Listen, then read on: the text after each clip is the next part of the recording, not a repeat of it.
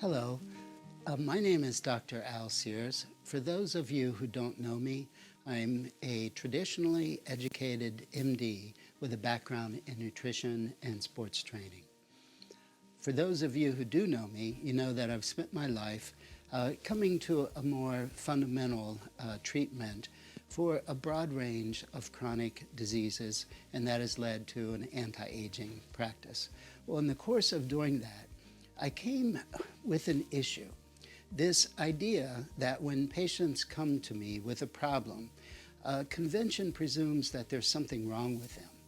You have diabetes, you have high blood pressure, you have cancer. And when the patient asks a conventional doctor, but why do I have this, doctor? Usually it's blamed on the patient, that you have it because didn't your Uncle Joe also have diabetes? Or didn't your Aunt Jenny have high blood pressure? So the implication there is that you have this disease, it's inherent in you, and it comes from your genes. The problem with that is that we see this dramatically increasing incidence of these chronic disease. But think about it, your genes can't change in that time. If it's because of your genes, why have we had a 400% increase in the rates of diabetes in the Western world? Our genes didn't change. There has to be something else. When I started to look at a broad range of science, epidemiological, anthropological, historical, and nutritional, I found that there was another cause that was totally being lost. We get these problems from our environment. Obviously, it has to come from our environment.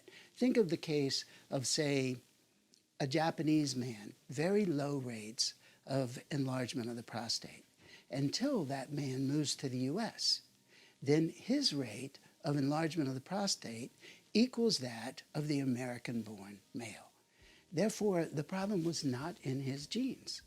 It has to be the environment. I could go on and on. These changing incidents of the chronic diseases of the Western civilization tell us that it has to be environmental, and that is a big issue. The World Health Organization announced a few years ago that now these chronic diseases outweigh infectious diseases as the #1 cause of death in the world.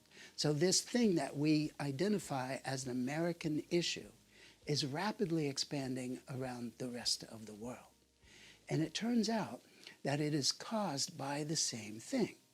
When I started to connect the dots, I came to this realization that all the dots pointed to the same thing.